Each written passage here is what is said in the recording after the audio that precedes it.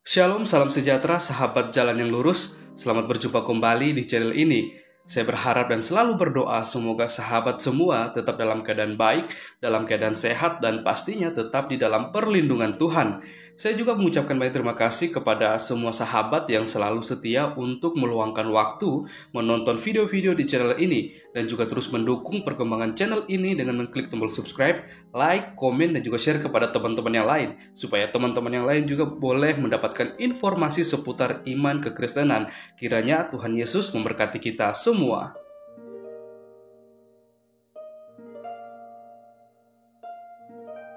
Puji nama Tuhan, sahabat yang diberkati dan dikasihi oleh Tuhan kita Yesus Kristus.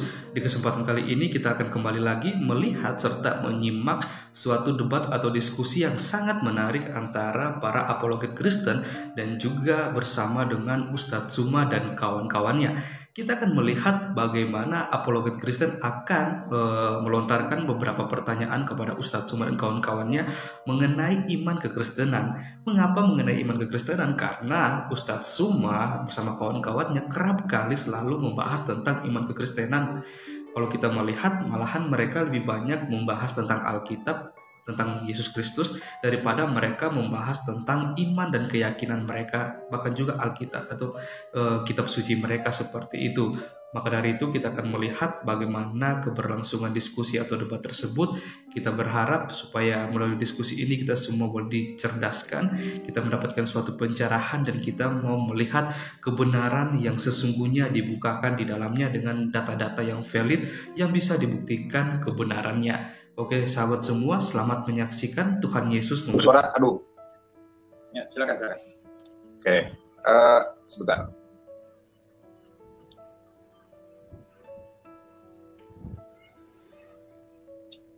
Oke, udah siap ya? Siap. Bismillahirrahmanirrahim. Assalamualaikum warahmatullahi wabarakatuh. Brohim habaim lekulam bearus zim media channel we Yonatan Andar. Brohim habaim, selamat datang teman-teman di Kulam semuanya, Bearus di channel Yonatan Andar dan Jim Media Channel. Nah, alhamdulillah pada kesempatan malam hari yang berbahagia ini kita ditakdirkan oleh Allah Subhanahu wa taala untuk menyampaikan warta-warta kebenaran firman Tuhan, dan di samping saya sudah ada Ibu Sofiatul. Kiranya Tuhan menjamah, melawat, memulihkan, memulihkan menjadi pribadi baru, manusia baru di dalam iman dan Islam suatu saat nanti, karena hanya di dalam Islam itu ada penyertaan. Dan saya sebagai evangelis yang mengalami Tuhan menjadi pelaku firman, bukan hanya pendengar firman, saudara. Nah, saya ingin meluruskan dan ingin kemudian mengapresiasi Ibu Sofiatul karena Gracia Velo ngacir ditantang debat oleh evangelis Yonatan Nandar. Nah, saudaraku, apabila kita berbicara tentang Yesus Hamasiah atau Isa Masiho, di dalam perspektif Islam bahwa Isa alaihissalam itu adalah makhluk Tuhan yang diciptakan dengan satu kata. Satu kata apa? Kun, jadilah, maka jadilah ia. Dan ketika saya meng-cross check di dalam Sefer Yohanan, Ferek Ehad, Misfar Ehad, Bereshit, Hayya Hadabar. Ingat, Anda bisa tanyakan kepada para pakar Ibraniun tentang kata dabar, ya, tentang kata dabar, yaitu yang maknanya kata, saudara. Ya, di dalam Yohanan atau Yohanes 1 ayat ke-1, ternyata di sini dikatakan H itu konjungsi kalau dalam bahasa Inggris, dabar adalah satu kata, ya. Kemudian kalau dia adalah kalamullah, maka itu tidak menggunakan dabar. Ini sering dan pernah saya jelaskan, tetapi coba menggunakan lagi, Pak. Boleh, Pak? yaitu Boleh. Iber. Orang yang udah ya, udah masuk ya. gramatikal Hebrew tentu tahu ada yang namanya faal, VL. Nah, ini maksudnya dalam kategori VL, faal, yang artinya satu kata. Makanya ketika Al-Quran menjelaskan di dalam Quran surat Al-Imran, inna masala Isa indallahi kamasali Adam, khalaqahu min turabin tsumma qala lahu kun fayakun. Penciptaan Isa di sisi Allah sama seperti penciptaan Adam. Adam diciptakan dari tanah, lalu Allah Subhanahu wa taala berfirman jadi, maka jadilah dia. Jadi dalam hal ini yang tercipta dengan kalimatullah bukan hanya Isa, Adam pun tercipta dengan kalimatullah. Kalau kita melihat di dalam konteks ini, dan ketika kita melihat, ya, Biblos al-Muqaddas, saudaraku, ini membenarkan pernyataan saya. Ingat, di dalam Qaidah bahasa Arab, ketika itu satu kata disebut disebut kalimat. Nah, tetapi ketika dia tersusun dari beberapa kata disebut kalamullah. Makanya kalau kita meng-cross check Al-Quran dari suratul Fatihah sampai dengan surat surah An-Nas, itu tidak pernah Isa al-Masih mendapatkan gelar kalamullah, hanya kalimat, karena dia tercipta dari satu kata, yaitu kun, saudara. Kemudian tadi saya mengutip tentang Biblos Al-Muqaddas, bisa Anda lihat di sini ya.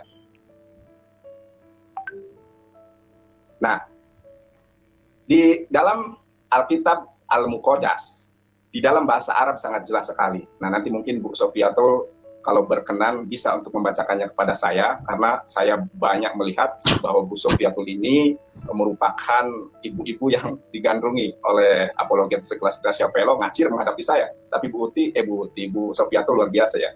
Nah, di sini dikatakan fil badai kana kalimatullah wa kalimatullah kana indallah wa kana kalimatullah. Di sini menggunakan kalimat, saudara. Kalimat itu satu kata, bukan kalamullah. Dan penerjemahan di dalam bahasa Arab pun bersifat objektif sesuai dengan Sefer Yohanan Fereh Ehad Misfar Ehad. Dan kalau kita melihat, ini Bang Aristo sudah dilebarkan gambar saya dilebarkan. Ini ada buku yang sangat bagus ya, namanya Eksegesis Fesat Kitab Kejadian atau Sefer Bereshit. Pengarangnya adalah Ibu Rita Wahyu. Saudara bisa melihat di halaman 174. Ya, 174. Di dalam halaman 174 dikatakan di dalam Sefer Mizmor ya, pasal ke-33 ayat ke-6. Di sini disebutkan Bismillah ar-Rahman Rahim Bidbar Yodhefafe. Saya bukan orang Yahudi, jadi nggak ngomong Hasem, nggak ngomong Madonna ya. Bidbar Yodhefafe Samayim Na'asu Yubruah Fiuhal Sheba'am. Nah, di sini ada kata-kata yub ruah. Jadi apa? Allah Subhanahu wa taala memberikan ruh itu bukan hanya kepada Yesus Hamasiah. Dan kita pun semua makhluk, kullu nafsin dha'iqatul maut adalah ruh Allah. Jadi yang ruh Allah itu kalau kita melihat surat As-Sajdah surat ke-32 ayat ke-9 disebutkan bahwa yang namanya ruh Allah itu bukan hanya Yesus Hamasiah, tetapi saya, Anda dan kita semua adalah ruh Allah dalam konteks kepemilikan. Nah, di dalam Sefer Mizmor, di dalam kitab Mazmur, pasal ke-33 ayat ke-9 ternyata ya, kita ini bahkan di sini disebutkan bala tentara itu diciptakan dengan satu kalimat. Sebagaimana penjelasan saya di awal, dari kata kun, jadilah maka jadilah dia, saudara. Nah, di ayat ke-9-nya, Mizmor 33, ayat ke-9, Bismillah ar-Rahman Rahim Hihu Ammar Fayahihu Syifah wa Ya'mud. Nah, sebab dia telah berfirman, maka semuanya jadi, dia memberi perintah, maka semuanya ada. Kalau di dalam Al-Quran, sebagaimana tadi penciptaan Isa ya, ketika Allah menghendaki sesuatu, maka hanya cukup mengatakan jadi, maka jadilah dia. Qala lahu kun fayakun. Begitupun penciptaan Isa. Namun sayangnya, apologet Kristiani itu tidak mengerti original text, tidak mengerti Arab, tetapi ngomong tentang kitab suci, yang artinya salah. Gracia Pelo mengatakan bahwa ini adalah firman Tuhan, apa? Preketek. Kalau kita melihat ayatnya, itu tidak seperti itu. Jadi Yesus itu adalah makhluk ciptaan Tuhan, bukan firman Tuhan menjadi manusia. Kalau kita melihat gramatikal Hebrew-nya, di sini disebutkan dabar, bukan diber, karena di sini dalam kategorinya fa'al, bukan fi'el.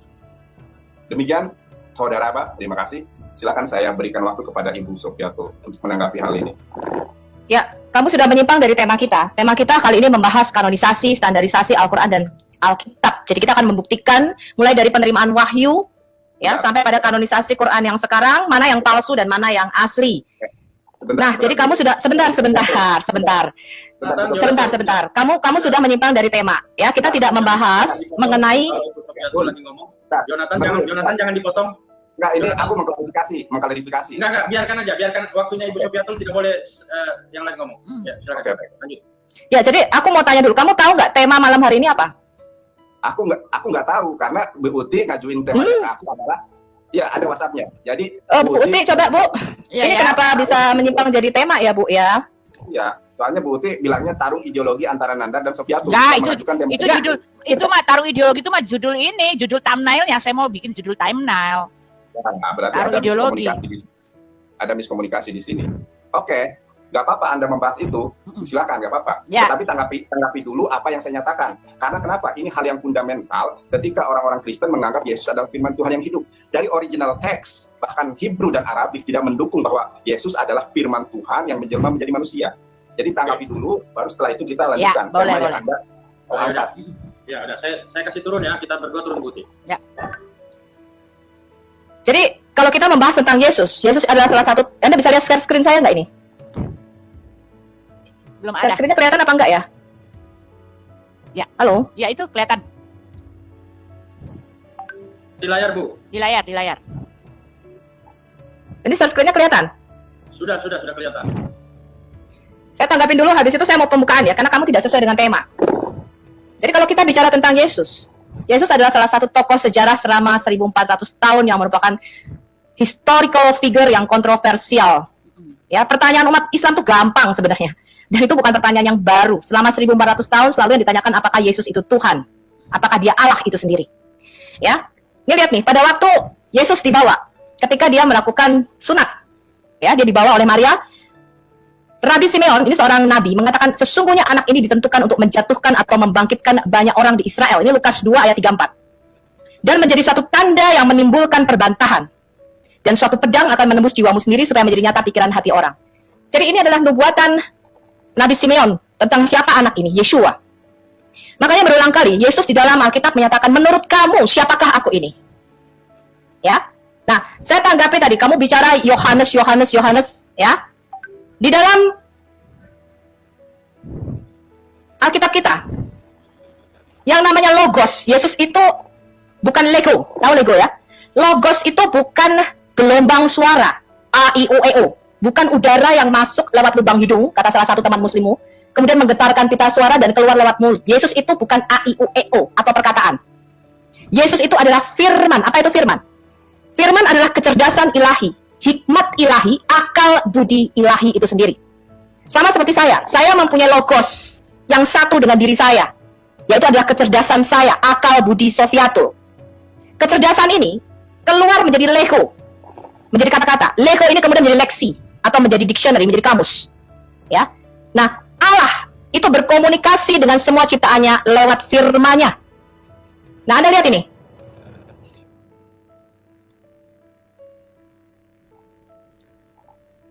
Saya kasih yang biru-biru supaya Anda lihat. Ya, Yohanes 1 ayat 18. Tidak seorang pun pernah melihat Allah.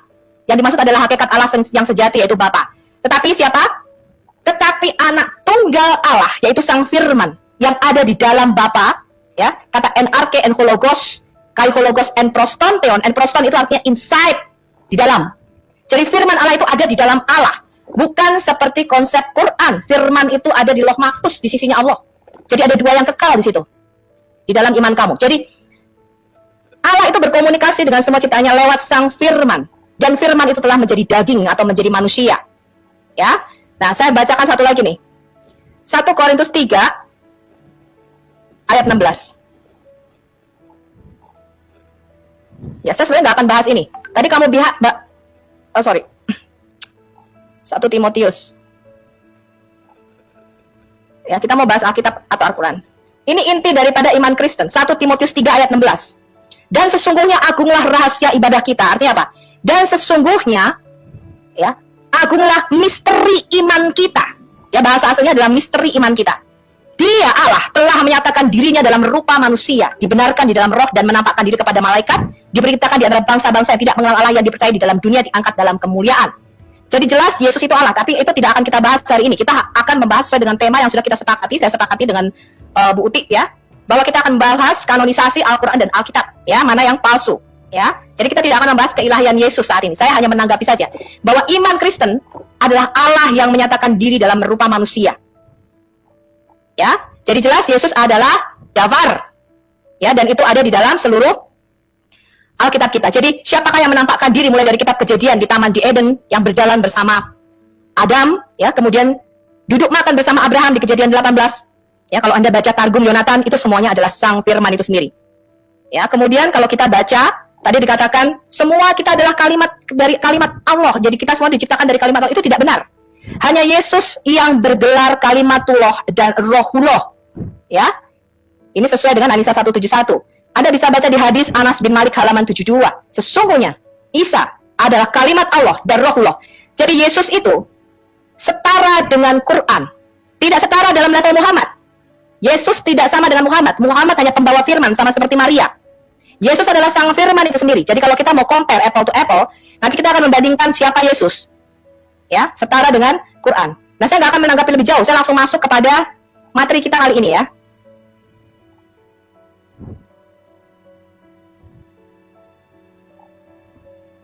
Ini Nandar sudah, ini gimana lagi nih caranya nih? Sebentar. Saya nggak akan membahas ini ya. Tadi kita nggak ngebahas ini masalahnya.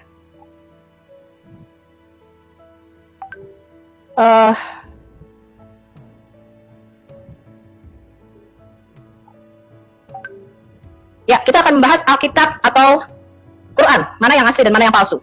Ya, jadi kalau kalian itu beli barang asli, hermotas herma asli, Anda harus tahu mana yang asli, mana yang palsu. Kalau Anda nggak pernah lihat yang asli, Anda nggak bakal tahu. Dikasih palsu pun Anda nggak bisa bedain. Ya, kalau Anda dikasih tas LV palsu, Anda nggak bisa bedain mana yang asli, mana yang palsu. Karena Anda yang asli aja nggak pernah pegang, nggak pernah nyentuh, nggak pernah membawi, nggak pernah tahu mana yang asli. Nah, sekarang kita mau bicara dulu mengenai Al-Quran dan nature daripada Alkitab di dalam pewahyuannya. Ini perbedaan lahirnya gereja, ya, kekristenan dan Islam. Kekristenan atau gereja itu lahir bukan dari sebuah kitab Injil yang diturunkan seperti dalam teologi Islam. Yesus tidak pernah mewariskan kitab. Yesus itu mendirikan eklesia atau gerejanya. Eklesia ini adalah istilah politik di dalam senat Yunani. Ya, nanti saya jelaskan lebih lanjut. Tapi yang jelas ini yang diwariskan oleh Yesus. Matius 16 ayat 18. Aku pun berkata kepadamu, engkau adalah Petrus, dan di atas batu karang ini, Petra, ya, itu adalah pengakuan Petrus, yaitu bahwa Yesus adalah Mesias, anak Allah yang hidup. Aku akan mendirikan jemaatku atau eklesia. Jadi batu karang itu adalah Yesus itu sendiri. Dan alam maut tidak akan menguasainya. Nah, kekristenan itu lahir bukan dari sebuah kitab yang diturunkan seperti Islam. Kekristenan itu lahir dari sebuah peristiwa kebangkitan sang Mesias. Jadi ketika Yesus mati, Yesus itu bukan pemimpin gerakan politik seperti Muhammad. Yesus tidak pernah mengangkat pedang, menaklukkan kota-kota sekitarnya, kemudian menjadikan mereka Kristen. Nggak pernah. Ya, Yesus itu ketika mati di atas kayu salib, itu murid-muridnya bubar semua. Tetapi 3 hari kemudian, dia bangkit. Ya, kemudian selama 40 hari, Yesus menampakkan diri berturut-turut kepada 500 orang saksi. Dan kemudian di loteng Yerusalem, ketika Roh Kudus turun pada hari Safuat, disitulah lahirnya gereja. Ya, jadi selama 30 tahun pertama kekristenan tidak ada Alkitab Perjanjian Baru yang ditulis dari Matius sampai Wahyu. Semua rasul itu mengajar secara lisan dari semua Alkitab Perjanjian Lama. Jadi Yesus itu ada di dalam setiap lembar di dalam Perjanjian Lama. Karena Yesus itu merupakan kunci yang membuka semua nubuatan-nubuatan dan tipologi di dalam Perjanjian Lama. Ketika Yesus bangkit, dia menampakkan diri kepada 2 orang muridnya dalam perjalanan ke Emmaus. Ini Anda bisa baca di Lukas 24. Ya, Yesus berkata, inilah perkataanku yang telah kukatakan kepadamu ketika aku masih bersama dengan kamu. Yakni harus digenapi semua yang ada tertulis tentang aku, mulai dari kitab Taurat Musa, kitab Nabi-Nabi, dan kitab Mazmur. Lalu Yesus membuka pikiran mereka, sehingga mereka mengerti kitab suci. Katanya kepada mereka, ada tertulis demikian. Mesias harus menderita dan bangkit dari antara orang mati pada hari yang ketiga. Dan lagi, di dalam namanya berita tentang pertobatan dan pengampunan dosa harus disampaikan kepada segala bangsa. Mulai dari Yerusalem. Oh, sorry. Belum selesai. Dan kamu adalah saksiku, aku mengirim kepadamu apa yang dijanjikan Bapakku. Apa itu janji Bapa? Anda bisa baca di Kisah Rasul 2, yaitu kepenuhan Roh Kudus, ya, dalam bentuk lidah-lidah api. Tetapi kamu harus tinggal di Yerusalem, di kota ini, sampai kamu diperlengkapi dengan dunamos dari tempat tinggi. Ini ada 7 slide saja, saya nggak banyak-banyak. Kemudian kepada mereka, Yesus menunjukkan dirinya setelah penderitaannya selesai, dan dengan banyak tanda, dia membuktikan bahwa Yesus hidup. Sebab selama 40 hari, dia berulang-ulang menampakkan diri dan berbicara kepada murid-muridnya tentang kerajaan Allah. Anda bisa baca di Kisah Rasul 1 ayat 3. Ada berapa saksi? Ada sekitar 500 lebih yang menyaksikan kebangkitannya. Kalau yang menyaksikan penyalibannya banyak sekali. Ya, Anda bisa baca di 1 Korintus 15. Ya, ada 500 orang saksi. Kemudian Yesus berkata kepada mereka, pergilah ke seluruh dunia, beritakanlah Injil kepada segala makhluk. Siapa yang percaya dan dibaptis akan diselamatkan, tetapi siapa yang tidak percaya akan dihukum. Ya, Anda bisa baca selengkapnya di Markus 16 sampai ayat 8 sampai ayat 20. Jadi ini adalah awal kebangkitan Kristen. Sekarang kita lihat bagaimana Islam itu lahir. Saya mengatakan ini supaya kita bisa melihat apakah Islam ini merupakan kontinuitas daripada agama Samawi. Ya, seperti yang diklaim Muslim. Ya, kami menyembah Allah Abraham, Ishak, dan Yakub. Kitabnya aja nggak kalian terima. Ya, kitabnya aja nggak jadikan satu. Kalau Kristen, kami mengatakan kami menyembah Allah Abraham, Ishak, dan Yakub. Buktinya gampang. Kitabnya kami jadikan satu. Kami terima bulat-bulat dari Kejadian sampai Maleaki. Nggak dirubah sedikit pun. Susunnya beda dengan kitab Yahudi yang sekarang. Tapi kami menerima semua kanonisasi daripada orang Yahudi. Ya, gampang buktinya. Kitabnya kami terima. Kami menyembah Allah yang sama, ya, walaupun interpretasinya beda. Nah, sekarang kita lihat, Islam itu lahir dari sebuah kitab yang diturunkan di Gua Hiro.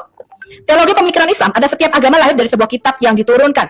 Musa dikasih kitab Taurat, kemudian agama Yahudi lahir. Isa dikasih Injil, lahirlah Kristen. Muhammad dikasih Quran, lahirlah Islam. Hal ini nggak benar. Jadi Musa dan bangsa Israel serta para patriark ini bapak-bapak leluhur Abraham, Ishak dan Yakub, itu mengalami perjalanan rohani bersama Tuhan. Bagaimana penyertaan Tuhan dan mujizatnya di dalam hidup mereka. Itulah yang mereka wariskan dan mereka tuliskan. Ya, jadi pengalaman rohani itu mendahului kitab. Ya, mereka tidak mengalami kitab yang diturunkan. Bahkan kitab Kejadian itu merupakan tulisan 2500 tahun sebelum Musa lahir. Hal ini berbeda dengan nature Islam yang percaya ada kitab yang diturunkan. Dalam pandangan Yahudi dan Kristen tidak ada kitab yang diturunkan. Lalu siapakah Sang Firman itu? Dengan demikian iman Kristen itu tidak bergantung kepada tulisan, karena memang gereja tidak dilahirkan dari Alkitab Perjanjian Baru. Ya, iman kita tidak tergantung pada tulisan manusia, tapi kepada perjumpaan pribadi dengan Sang Firman, yaitu Yesus Kristus. 1 Yohanes 1 ayat 1-4. Rasul Yohanes menulis demikian. Apa yang telah ada sejak semula, yang telah kami dengar, yang telah kami lihat dengan mata kami, yang telah kami saksikan, dan yang telah kami raba dengan tangan kami tentang Sang Firman hidup. Itulah yang kami tuliskan kepada kamu. Jadi apa yang tulisan-tulisan Alkitab itu bukan disebut logos, disebutnya grafe. Ya, disebutnya grafe. Mereka menuliskan mengenai siapa Sang Mesias itu. Jadi keempat Injil, Matius, Markus, Lukas, Yohanes, itu tidak pernah disebut kitab Injil selama 400 tahun pertama. Gereja mula-mula menyebut keempat kitab ini sebagai memoir para rasul atau ingat-ingatan para rasul mengenai kehidupan Mesias. Ya, jadi sama seperti hadis atau dan sirah daripada Yesus itu sendiri. Nah, sekarang apa klaim Quran? Ini yang akan saya tanyakan kepada Nandar. Ini pertanyaan pertama saya dari premis pembukaan saya. Dikatakan di Ali Imran 3 ayat 3. Dia menurunkan kitab-kitab, dia menurunkan Quran, membenarkan kitab yang diturunkan sebelum, menurunkan Taurat dan Injil. Kapan ini Tuhan menurunkan Taurat dan Injil? Kemudian Al-Maidah 5 ayat 46. Kami teruskan jejak mereka dengan mengutus Isa putra Maryam membenarkan kitab sebelumnya yaitu Taurat, dan kami menurunkan Injil kepadanya.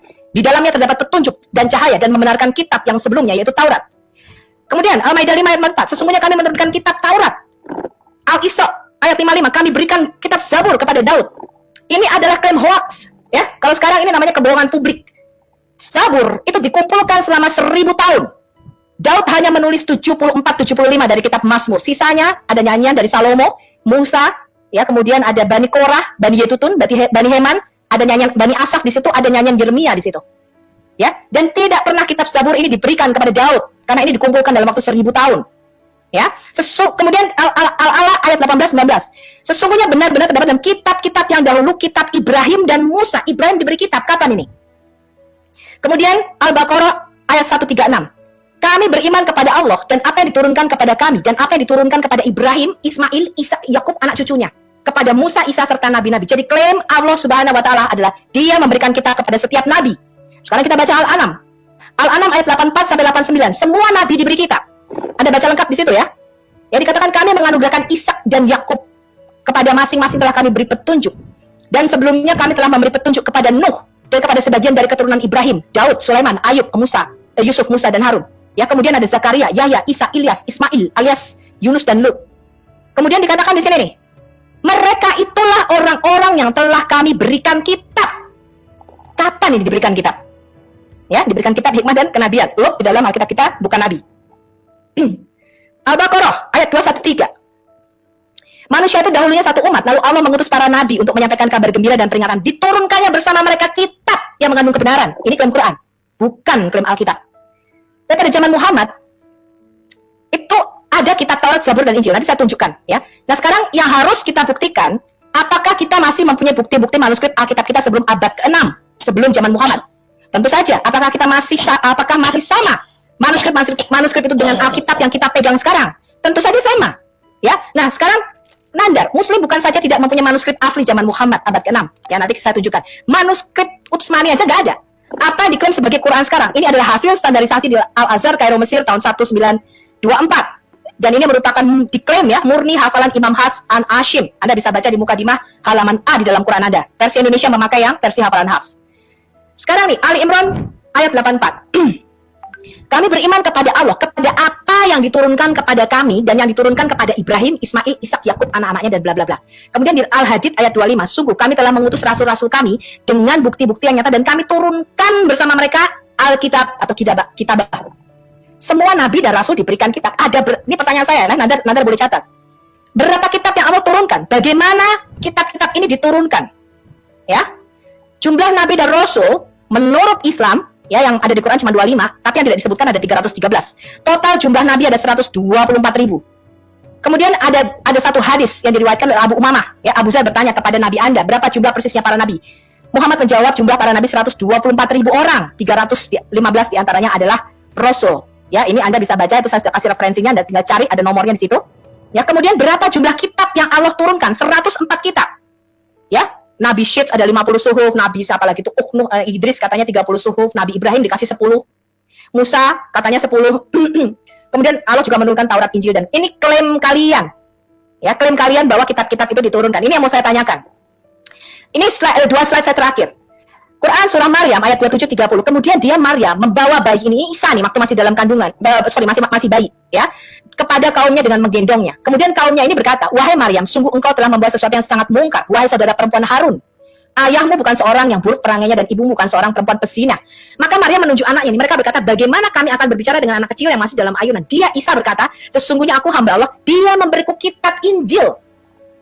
Jadi Isa, menurut klaim Allah Anda di dalam Quran, itu diberikan kitab Injil pada waktu masih bayi, dan dia menjadikan aku seorang nabi. Dari tafsir Wed dikatakan pada waktu dia masih menyusu nih.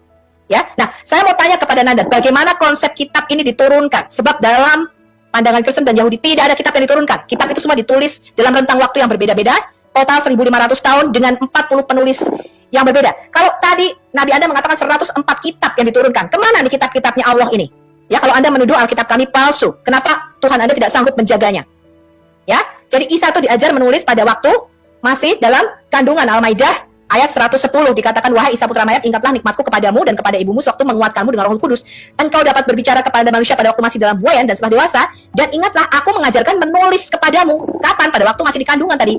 Ya, hikmat, Taurat, dan Injil. Ya, ini tafsir Al-Jalalain, Anda bisa baca. Isa berkata, dia telah memberi saya kitab suci, yaitu Injil, dan menjadikan saya seorang nabi. Nah, di mana Injil Isa ini? Nandar. Ya, jadi semua tafsir menyatakan Isa diberi kitab Injil waktu dalam kandungan. Ini lihat nih, baby Isa waktu masih kecil sudah dikasih kitab Injil made in surga. Ya. Nah, ini adalah pertanyaan saya yang pertama. Sekarang kamu sebutkan dulu nature pewahyuan daripada Quran. Ya, bahwa Quran ini merupakan, jadi kelahiran Islam itu merupakan kitab yang diturunkan di Gua Hiro. Ya, nanti kita lihat bagaimana Muhammad mendapat wahyu. Tapi ini dulu yang kamu harus jawab. Mengapa nature atau sifat pewahyuan, ya, para penulis Alkitab ini berbeda dengan Nabi Anda? Tidak pernah ada nabi-nabi di dalam Alkitab yang mengklaim, ya, dia mendapatkan kitab yang diturunkan. Hanya nabi-nabi palsu seperti gereja Mormon. Ya, Joseph Smith itu dia mengaku mendapatkan, dia ketemu malaikat Mormoni dan dia mendapatkan kitab Mormon. Ya, kalau Anda ketahui. Nabi Mani, dia mengklaim dia mendapatkan kitab juga. Dan ada banyak nabi-nabi palsu lainnya yang mengklaim mendapatkan kitab. Tapi di dalam Alkitab kita, Musa tidak pernah mengklaim aku diberikan kitab Taurat dari surga. Nabi Yeremia tidak pernah mengklaim aku diberikan kitab Yeremia dari surga. Ya, nggak pernah ada nabi-nabi di dalam Alkitab yang mengklaim dia diberikan kitab oleh Allah. Ini pertanyaan saya yang pertama, dan sebagai penutup dari pembukaan saya, Anda boleh jawab. Silakan. Wah, lama banget ya, tapi nggak ada yang berbobot sedikit pun. Kenapa? Saya berbicara tentang fakta, tetapi yang ditanggapi adalah asumsi, tulisan yang tidak dipahami. Nah, tadi mengatakan, saya tanggapi dulu ya. Saudara, kalau kita merujuk nih, kalau kita berbicara itu jangan hanya tulisan ya, harus ada literasi. Dan literasi saya bukan hanya literasi ketika berbicara tentang Al-Quran, ada Ulumul Quran, ya, pengantar studi Al-Quran ada. Kemudian ketika kita berbicara tentang Injil, mana ya tadi ya? Berbicara bahwa Yesus Hamasa itu adalah makhluk Allah. Ayatnya jelas ya. Ayatnya jelas di dalam 1 Yohanes ayat 1 atau Ferek Hat Misfarahat Sefer Yohana. Saudaraku, kalau kita belajar Ibrani, kalau saya belajar Ibrani ada sanadnya, ada sanad keilmuannya. Bahkan saya menguasai kursif yang mana para pendeta itu hanya sedikit yang. Aristo, ini nggak nyambung loh Yonatan Nandar. Ini kita bicara pembuktian Alkitab dengan Quran, bukan ngomong Isa. Ini nggak nyambung loh kita ngomongnya. Ya, begini. Anda 30 menit, 15 menit ngomong, saya nggak menyangkal. Ya, kamu buktikan dulu kitab-kitab Allah diturunkan, itu pertanyaanku. Ibu Sofiatul bisa diskusi dengan baik nggak? Biarkan aja. Biarkan aja. Ya. Aristo, kalau nggak nyambung, jadi kita kayak dua orang gila nih semua pemirsa YouTube nontonnya. Biarin aja, nggak apa-apa. Biarin aja, nanti lurus. Itu kalau lawan bicara ngomong jangan dipotong.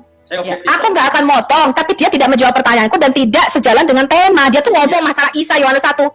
Itu bukan tema kita hari ini. Tema kita hari ini Alkitab atau Quran, mana yang asli dan mana yang palsu, gitu loh. Ya, tapi kan pertanyaan Ibu terlalu banyak itu untuk direspon. Kasih waktu lawan bicara ngomong, Bu. Ya, dong. Ya. Saya belum ngomong apa-apa kok. Nggak, aku tanya dulu sama Nandar. Kamu mau menjawab tema aku hari ini, Alkitab Quran mana yang palsu, atau kamu membahas apa nih? Karena ini nggak sesuai dengan yang kita sepakati loh. Saya akan menjawab semua pertanyaan Anda, tetapi tolong Anda dengarkan saya. Iya, sabarlah. Ya sudah, kamu jawab. Bagaimana wahyuan itu diturunkan kepada nabimu? Saya akan Waktu jelaskan. lawan bicara nggak? Nah, ini Ibu nggak objektif, nggak kooperatif. Ibu Saya Supiati tadi ngomong panjang lebar kan nggak ada yang potong. Jadi biar tersampaikan gini, Bu. Oke, silakan lanjut. Ya. Makanya saya itu kalau nantang debat yang bergengsi sedikit, Gracia Velo ngacir, Bang Husena ngacir. Kalau lawan Lu ngomong sama gue aja kagak nyambung. Ayo, aku Sofi. belum selesai ngomong. Ya Allah, belum selesai ngomong. Ini yang saya khawatirkan. dari Sofi, tadi Sofi, kan, Sofi, apa namanya, Sofi, sabar ya, aja, Sofi, saya dengerin tidak aja dulu ya, akan- dengerin aja. Tidak memihak Heeh. mana. Ya, Makanya sorry, saya sabar, bilang tahan diri. agar tersampaikan, mau nyambung mau kagak biarkan aja lawan bicara mau ngomong apa gitu kan. Nah gitu. Soal Ya, belum. gini ya. Ini kan diskusi ini kontribusinya kepada audiens. Soal tersampaikan atau tidak itu urusan lain gitu loh. Saya kira tidak akan ada yang puas antara Nandar dan Ibu Supiatul karena ini berbicara dua kitab ini. Jadi biarkan aja Bu, mau biar audiens yang akan menilai gitu. Ya lanjut. Oke. Jadi di Indonesia, saudara, yang menguasai kursi ya, itu hanya beberapa orang saja bisa dihitung. Nah, di dalam Yohanes 1 ayat ke-1, saya akan jawab semua pertanyaan Ibu, tapi tolong dengarkan saya dulu, karena saya ini pewarta firman, bukan hanya pendengar firman. Ya, saudara, di dalam Yohanes 1 disebutkan bahwa Yesus itu adalah dabar, bukan diber. Mungkin saudara kalau yang tanya Bambang Senala atau Ibu Rita Wahyu ada namanya faal, fi'el. Yang namanya faal itu satu kata saja, saudara. Nah, aduh. Sebentar ya. Di ber ya. Ini tulisan kursif yang saya tadi bilang hanya beberapa orang pendeta saja yang kuasai. Kalau tulisan cetaknya di ber ya. Kalau Yesus itu adalah kalamullah, seperti pemahaman dari teman-teman orang Kristen, harusnya di sini bukan dabar. Kalau di dalam Alkitab Al-Muqaddas itu bukan kalimat, tetapi kalamullah. Nyatanya di dalam Alkitab Al-Muqaddas, Injil Yohanes 1 ayat ke-1, disebutkan bahwa Yesus itu hanya kalimat, satu kata. Nah, satu kata ini tertuang di dalam Mizmor. Ini karya Ibu Rita Wahyu. Makanya saya lebih senang kalau bisa berdiskusi dengan yang bisa sama-sama bahasa Ibrani ya, Ibu Rita Wahyu. Di dalam Mizmor pasal ke-33 ayat 6 dan 9. Saudaraku, Iber ya. Nah, kalau tertulisnya gini di dalam 1 Yohanes ayat 1, maka betullah dia itu kalamullah. Kalam, pembicaranya Allah. Tetapi di dalam Yohanes 1 ayat ke-1, ternyata di situ tertulisnya apa? Fatah. Ya. Yang bermakna dabar. Dan dabar, tanya Ibu Rita Wahyu, tanya Bambang Nursena, yang namanya dabar itu adalah fa'al, bukan fi'el. Ya. Kalau dalam bahasa Arab itu bukan kalamullah, tapi kalimat. Di dalam bahasa Arab yang dimaksud dengan kalimat itu satu kata dari Allah. Makanya Al-Quran menjelaskan bahwa Yesus itu adalah seperti Adam, seperti saya dan seperti Anda, yang diciptakan dengan satu kata, kun, jadilah, maka jadilah dia. Dan kita ini adalah ruh Allah, bukan hanya Yesus. Yang dimaksud ruh Allah itu bukan hanya Yesus, kita dan Anda semua itu adalah ruh Allah. Dalilnya surat As-Sajdah surat ke-32 ayat ke-9 bisa dibaca, dan banyak ayat yang serupa yang semisal dengan itu. Lalu Ibu Sofiatul bertanya tentang apakah para nabi itu menerima buku? Tidak. Tidak ada ya, para nabi, para rasul itu menerima firman berupa buku, nggak ada. Loh, kok nggak ada? Emang nggak ada. Yang Allah wahyukan itu adalah firman Tuhan. Ini definisi yang pertama dalam Al-Quran ya.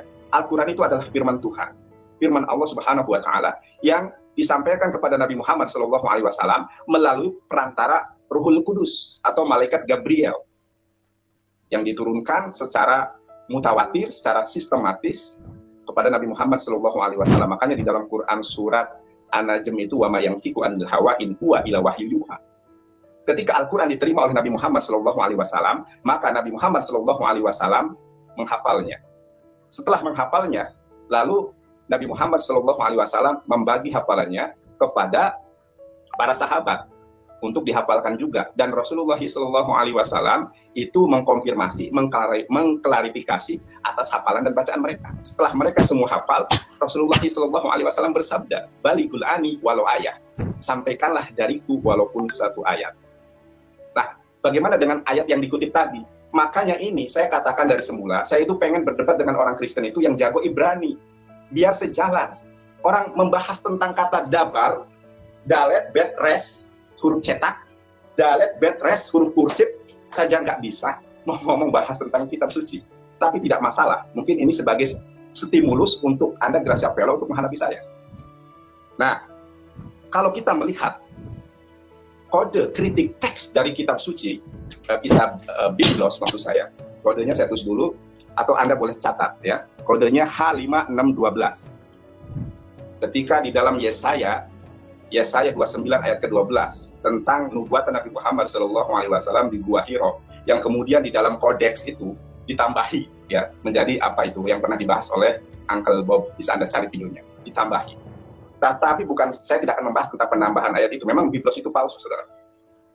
H5612 Anda cari ya, karena di dalam Bible itu kata per kata ada kritik teksnya ya, ada kode dan nomornya. Silakan Anda cek. Apa yang disebut dengan sefer? Kalau banyak buku, sefarim. Kalau satu buku, sefer. Nah, pengertian sefer ini, kalau melihat kode ini, apakah mesti buku? Ternyata tidak, saudaraku. Firman Tuhan yang disampaikan kepada Musa, firman Tuhan yang disampaikan kepada Yesua HaMasiah, itu sefer juga. Tetapi sefer tidak berbentuk buku. Itulah juga yang diterima oleh Nabi Muhammad SAW. Ketika kita membaca, coba Anda buka Quran surat Al-Baqarah ayat kedua. Surat Al-Baqarah ayat kedua, di mana Allah Subhanahu wa taala berfirman, Bismillahirrahmanirrahim, Alif Lam Mim, Dzalikal kitabul la raiba fihi hudal lil muttaqin. Saya mau tanya kepada saudara, sejak kapan Nabi Muhammad SAW itu menerima kitab? Kan tidak pernah. Tetapi kenapa? Dzalikal kitabul la raiba fihi hudal lil muttaqin. Ya. Itulah kitab yang tidak ada keraguan padanya. Karena gramatikal Hebrew dengan gramatikal Arabik sama, saudara.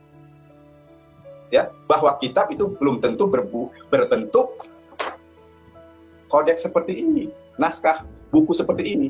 Makanya dalikal kitabul la raiba fihi hudalil muttaqin. Itulah kitab yang tidak ada keraguan di dalamnya. Lah, kok kitab, saudara?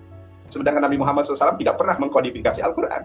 Karena makna sefer di dalam Ibrani tidak mesti berbicara tentang buku, saudara. Kodenya ada. Silakan Anda lihat kodenya mana tadi. H516. Nah, coba ya. Nah, Alif Lam Mim Dzalikal, kitab ini tidak ada keraguan padanya, petunjuk bagi mereka yang bertakwa. Aku mau bertanya, baik muslim atau kafir. Ya, ketika ayat ini turun, apakah Al-Qur'an ini sudah menjadi buku? Tidak, hafalan. Loh, kenapa kok di sini kitab? Karena gramatikal Ibrani dengan gramatikal Hebrew itu ada kesamaan karena rukunnya sama. Cuma kita itu direpotkan dengan benai terjemahan. Benai terjemahan itu nggak bisa bahasa Ibrani, nggak bisa bahasa Arab. Kemudian coba nanti kita buktikan, apakah Sofiatul mampu membaca Al-Quran? Kalau saya, jangan tanya gitu kan. Nah, apakah Bu Sofiatul mampu memberikan penjelasan tentang isim itu ada berapa, fi'il itu ada berapa, masdar itu apa, ya, maf'ul itu apa? Kalau Anda mampu menjelaskan ini kepada saya, Anda boleh berbicara apapun tentang Al-Quran. Lah, wong pengertian kitab saja nggak ngerti. Sekali lagi, Anda bisa cek ya, kode kritik teks di dalam kitab Yesaya 29, ayat ke-12 tentang Hasefer. Ketika Yesaya menubuatkan tentang penubuatan Nabi Muhammad SAW, yang Nabi Muhammad SAW nggak bisa baca. Itu menggunakan sefer, Hasefer. Hasefer pengertiannya bukan mesti dokumen, bukan mesti kitab.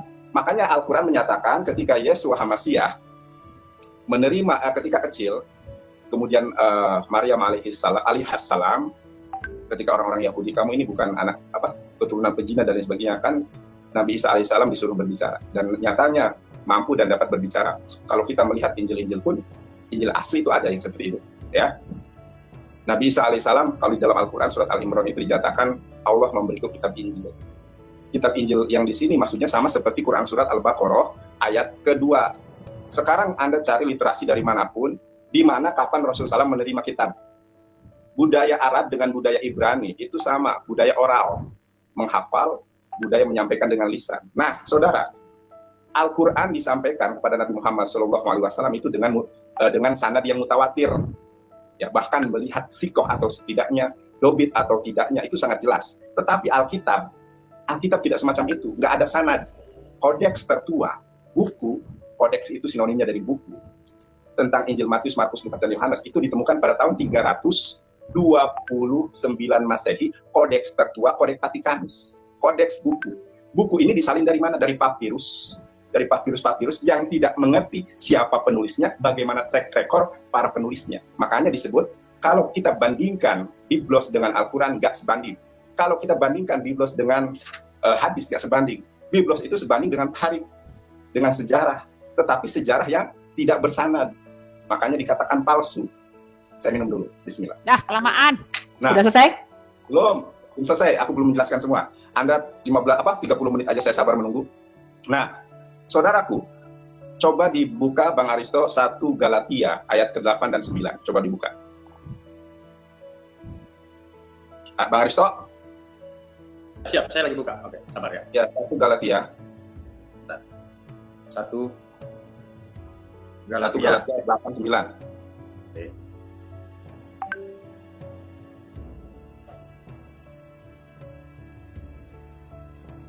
Sabar ya.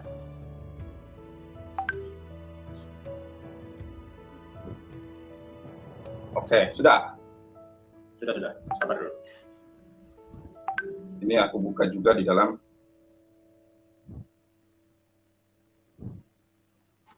Ya, silakan. Belum tampak. Ya, tetapi sekalipun kamu tahu seorang malaikat dari sorga memberitakan kepada kamu, ya, memberikan kepada kamu suatu Injil. Sebenarnya itu terjemahan juga, suatu Injil. Padahal terjemahan yang benar adalah satu Injil, ya. Kalau kita melihat original teks dan original language, ya. Satu Injil yang telah kami beritakan kepadamu. Nah, pertanyaannya, ketika Paulus mengatakan hal ini, saudara, apakah sudah ada Injil? Belum ada. Coba buka ayat ke-9-nya. Tetapi sekalipun kamu atau seorang malaikat dari sorga yang memberitakan kepadamu satu Injil yang berbeda dengan Injil yang telah kami beritakan kepadamu, coba saudara, ini adalah perkataan si pendusta Paulus di dalam Galatianya. Si pendusta Paulus ini mengatakan, siapa yang menerima satu Injil yang bukan kami bawa, ya, meskipun malaikat terang di sorga membawa satu Injil lain, jangan diterima. Masalahnya saudara, Injil yang mana yang diwartakan Paulus? Aku bisa membuktikan ada Injil asli yang disampaikan oleh Paulus. Tapi sabar dulu. Nah, apakah Injil yang diwartakan Yesus itu adalah Injil Filipus yang mengungkap tentang pernikahan Yesus, Injil Thomas, Injil Yakobus yang menyebutkan Yesus cipokan dengan Maria Magdalena? Kemudian ada Injil The Gospel of Judas. Banyak sekali Injil-Injil lain selain Injil yang dikanonisasi. Nah, saya akan sebutkan salah satu Injil asli yang tidak pernah terdapat di dalam The Gospel of Judas, Gospel of Yakobus, Filipus, dan lain sebagainya. Yaitu Kisah Para Rasul 20 ayat ke-35. Bang Aristo, silakan dibuka.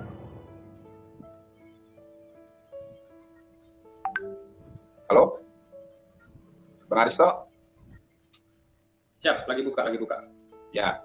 Nah, di dalam Kisah Para Rasul 20 ayat ke-35, dalam segala sesuatu telah kuberikan contoh kepada kamu, bahwa dengan bekerja demikian kita harus membantu orang-orang yang lemah, dan harus mengingat perkataan Mar Yesus. Mar Yesus diterjemahkan menjadi Tuhan Yesus. Ini penyesatan yang sungguh nyata, saudara-saudara yang terkasih. Kisah Para Rasul berapa ya? 20 ayat ke-35. Itu dalam bahasa Aramaiknya bukan Tuhan, tetapi diterjemahkan menjadi Tuhan. Inilah ya, yang disebut fawailul lil ladzina yaktubuna al-kitaba bi'aidihim tsumma yaquluna hadza min indillah. Nah, ini Injil asli, saudara. Ya, inilah Injil asli. Kalau saudara mau tahu Injil asli, inilah Injil asli. Injil asli yang tidak pernah ada di dalam Matius, Markus, Lukas, dan Yohanes. Injil asli itu adalah yang tanda merah. Dalam segala sesuatu telah kuberikan contoh kepada kamu, bahwa dengan bekerja demikian kita harus membantu orang-orang yang lemah dan harus mengingat perkataan Mar Yesus, Tuhan Sayyid Yesus. Tetapi sungguh penyesatan nyata, Mar Yesus dirubah menjadi Tuhan Yesus. Tetapi bukan itu entry point-nya. Entry point-nya adalah sebab ia sendiri telah mengatakan, adalah lebih berbahagia memberi daripada menerima. Kuping saya dijewer malam ini, dipotong kanan saya. Kalau Anda mampu menemukan di dalam Injil Matius, Markus, Lukas, dan Yohanes bahwa Yesus pernah mengatakan hal ini. Lalu, kepalsuan yang kedua, baca Matius 4 ayat ke-5. Bang Aristo. Sabar, aku juga tadi Bu Sofiatul kelama, tapi aku santai aja. Matius 4 ayat ke-5. Makanya ini harus di waktu, kalau enggak ya gini akibatnya. Kemudian iblis membawanya ke kota suci, menempatkannya dia di hubungan bait Allah. Kisah Matius 4 ayat ke-5 ini saudaraku berbeda dengan Lukas 4 ayat ke-5 sampai dengan 9. Kalau di dalam Matius 4 ayat ke-5 setelah Yesus disuruh oleh iblis, bayangkan ada Tuhan katanya itu dibawa oleh ciptaannya, iblis lagi. Matius 4 ayat ke-5, ketika Yesus disuruh menjadikan batu jadi roti, kisah berikutnya, kronologi berikutnya adalah membawanya ke kota suci dan menempatkan dia di hubungan bait Allah. Tetapi di dalam Lukas 4 ayat ke-5 dan 9, setelah peristiwa Yesus disuruh batu dijadikan menjadi roti, kisah kronologi berikutnya bukan dibawa ke hubungan bait Allah, saudara, akan tetapi dibawa ke gunung yang tinggi. Saya punya permisalan. Ketika saya dari Kuningan, Jawa Barat, beranjak ke Jakarta, setelah di Jakarta saya beranjak ke Aceh. Saya nggak bisa keluar. Itu kisah saya dibawa di backstage, nggak bisa bikin apa-apa. Tetapi ketika kisah saya ini diceritakan ulang oleh orang lain, Enggak, yang aku pendengarannya di backstage. kurang. Evangelis Yonatan Nandar Terserah berangkat si dari Aris Kuningan, Jawa Barat, Iya. tempat kelahirannya, pergi ke Jakarta. Setelah dari Jakarta, dia ke Surabaya. Iya, Kira-kira kisah mana yang benar sesuai dengan kenyataannya? Panjangan Tentu nih. kisah yang benar adalah kisah yang pertama. Panjangan, ya. Karena pada kenyataannya saya dari Kuningan, Jawa Barat ke Jakarta, habis dari Jakarta ke Aceh. Tetapi orang kedua mengisahkan berbeda dari Jakarta ke Surabaya. Nah, masalahnya ini adalah tulisan yang dianggap sebagai firman Tuhan. Tetapi kronologinya kok bisa berbeda, saudara? Inilah bukti kepalsuan Alkitab. Sebetulnya ada miskomunikasi di sini, bahwa Bu Uti itu ngajak saya berdiskusi tentang pertarungan ideologi. Nah, aku nggak ngerti pertarungan ideologi semacam apa, tapi jatuhnya ke sini. Dan ini, saudara, kalau kita melihat di dalam sejarah penulisan Alkitab, itu Injil kali pertama ditulis di dalam bahasa Ibrani, menurut Santo Agustinus, Bapak Gereja Mula-Mula, Irenaeus, dan lain sebagainya. Tetapi tidak ada autografannya. Jadi memang Alkitab ini tidak sesuai dengan Al-Quran. Kalau Al-Quran itu, saudara, memang periwayatannya berdasarkan oral, lisan, yang dikuatkan dengan sanad. Makanya ada sanad itu dari A ke A. Dan mengenai sanad itu, bagaimana klasifikasi yang amat menakjubkan dari sanad ini. Orang yang menjadi perawi, ketika dia berbohong pada binatang saja, hafalannya tidak kuat, itu di blacklist. Jadi benar-benar orang-orang yang kredibel pilihan Tuhan. Dan bukan hanya satu, banyak. Tetapi Biblos, saudara, Injil-Injil yang asli, yang terdapat di dalam Kisah Para Rasul 20, ayat ke-35, dibuang, dibakar. Kemudian Basilides pada tahun 117 sampai 138, yang dekat waktunya dengan Yesus itu nggak disalib. Yang disalib itu siapa itu? Simon dari Kirene. Kemudian Injil Thomas lebih tua. Kenapa nggak dikanonisasikan? Karena tidak ada satu Injil pun yang menuhankan Yesus, kecuali Injil-Injil yang berkesesuaian dengan politik pada saat itu. Jadi tidak pernah lepas kekristenan ini dengan politik. Yesus tidak pernah kenal pohon cemara, ada pohon cemara, pohon Natal. Yesus tidak lahir tanggal 25, tetapi dinyatakan lahir tanggal 25. Makanya gereja Advent hari ke-7 tidak merayakan Natal, tidak merayakan Paskah, tidak makan babi, karena tidak sesuai dengan naskah kitab suci, saudara. Gitu. Coba, pertanyaan saya, itu dijawab mengenai Dabar, mengenai tadi, Kodeks H5612, kode di dalam Sefer ini, apakah Anda bisa menjelaskan? Kemudian, Matius 4 ayat ke-5 dan seterusnya, dengan Lukas 4, 5, dan seterusnya. Ada perbedaan, dan apa tolak ukur Anda mengatakan Biblos itu asli, sedangkan kodeksnya banyak yang kontradiktif, banyak yang hilang, yang tidak pernah diketahui bagaimana perawinya, bagaimana sanadnya. Terima kasih. Oke, kita TikTok aja. Kamu terlalu lama. Iya, TikTok aja. Oke, TikTok. Aku mau jawab. Kamu mengatakan kitab itu bukan berarti bentuknya kitab. Kamu keliru. Ya, manuskrip kuno itu tidak selalu bentuknya kitab buku, bentuknya suhuf. Suhuf itu juga berbentuk lembaran-lembaran. Ya, berbentuk lembaran-lembaran.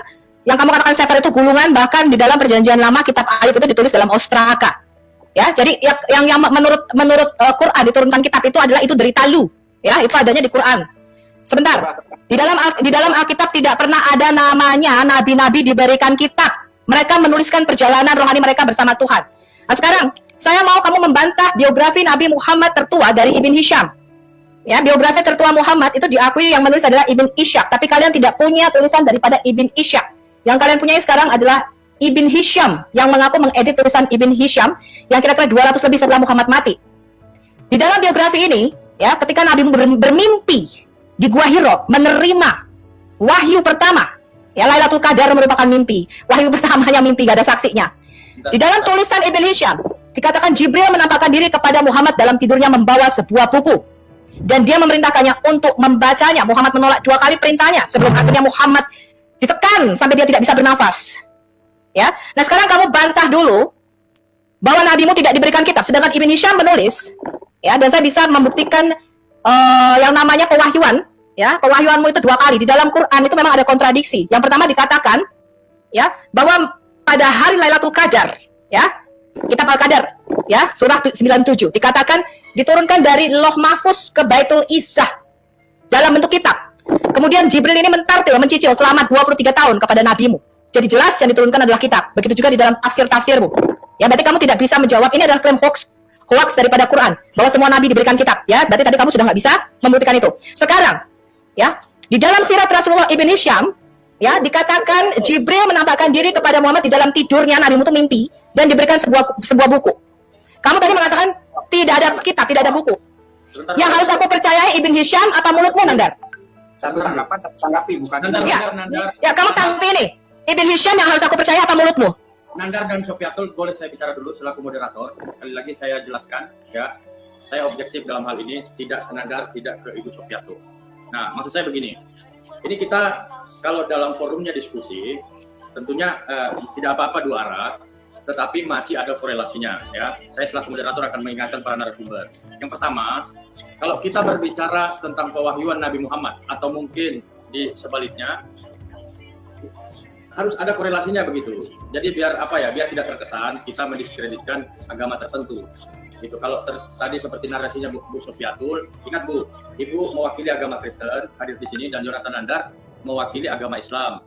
Jadi jangan sampai ini kita dinonton hampir 1000 orang, jangan sampai ada kesan antara kedua narasumber ini mendiskreditkan agama tertentu gitu Bu. Ingat, kita diatur dalam sebuah Undang-Undang Dasar Negara Republik Indonesia ya.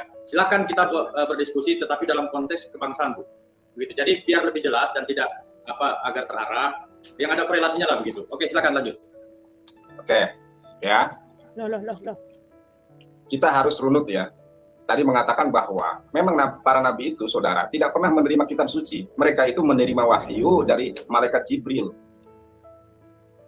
Oke, saya tegaskan lagi pernyataan kamu. Kata kitab di dalam Al-Qur'anmu bukan berarti kitab, tetapi wahyu, betul? Bentar dulu, dengarkan saya dulu. Jadi contoh di dalam Quran surat Al-Baqarah ayat kedua, "Dzalikal kitabu la raiba fihi hudan lil muttaqin." Kamu jangan ke sana dulu. Nanti kita baca Al-Baqarah 2 ayat 2 yang salah terjemahan itu. Kamu tegaskan dulu Ibn Hisham ini. Jibril menampakkan diri dan memberikan nabimu kitab atau buku. Mana yang harus saya percaya? Ibn Hisham apa mulutmu? Ya, dengarkan saya dulu. Ini waktu saya menjawab, Ibu ngomong dari tadi saya dengarkan. Ya, kamu jawab pertanyaan ini, jangan ke Al-Baqarah 2. Nanti aku jawab ke Al-Baqarah 2. Ibu jangan mendikte saya. Saya ingin menjawab Ibu, tapi Ibu kok malah senantiasa mendikte saya. Oke, tadi saya mengatakan saudara bahwa yang namanya HCPR ya itu ada kodenya. Ibu tahu kode ini nggak? Ini ya, H5612. Tahu kode itu nggak? Yang dimaksud dengan HCPR itu tidak selalu, memang pada momen-momen tertentu berbentuk sefer buku. Kalau satu buku sefer, kalau banyak buku separin. Nah, kalau Ibu melihat kritik teks dari kata HCPR H5612, memang tidak senantiasa bermakna buku. Tapi kamu jangan itu. Akan tetapi ucapan. Begitupun di dalam Al-Quran. Ketika Quran surat Al-Baqarah ayat kedua, Al-Quran bohong. Sefer itu artinya gulungan. Ya, kamu sefer itu artinya gulungan. Kalau kamu mengatakan sefer itu adalah ucapan salah besar kamu. Sekarang aku nanya, Ibu mengatakan sefer itu gulungan. Kamu jawab dulu. Ibn Hisham menyatakan nabimu diberikan kitab. Kamu mengatakan nabimu tidak diberikan kitab. Mana yang harus aku percaya? Ibn Hisham, sirat Rasulullah, apa mulutmu? Saya jawab, makanya harus sistematis. Kita membahas tentang. Ya, kalau kamu mengatakan sefer itu adalah perkataan salah. Sefer itu artinya gulungan kitab. Kalau luah apa artinya? Nggak usah kemana-mana kamu. Ya, sefer itu bukan perkataan. Sefer adalah gulungan kitab. Kamu jawab dulu. Sirat Rasulullah Ibn Hisham mengatakan nabimu diberikan buku. Kamu tadi mengatakan tidak, nabi tidak diberikan buku. Mana yang harus aku percaya? Ibn Hisham ataukah mulutmu? Oke, saya jawab dulu. Nah, kalau ibu melampirkan data dari Ibnu Hisham ketika bercerita tentang itu dia menukil dari hadis yang mana? Ada nggak tunjukkan hadisnya?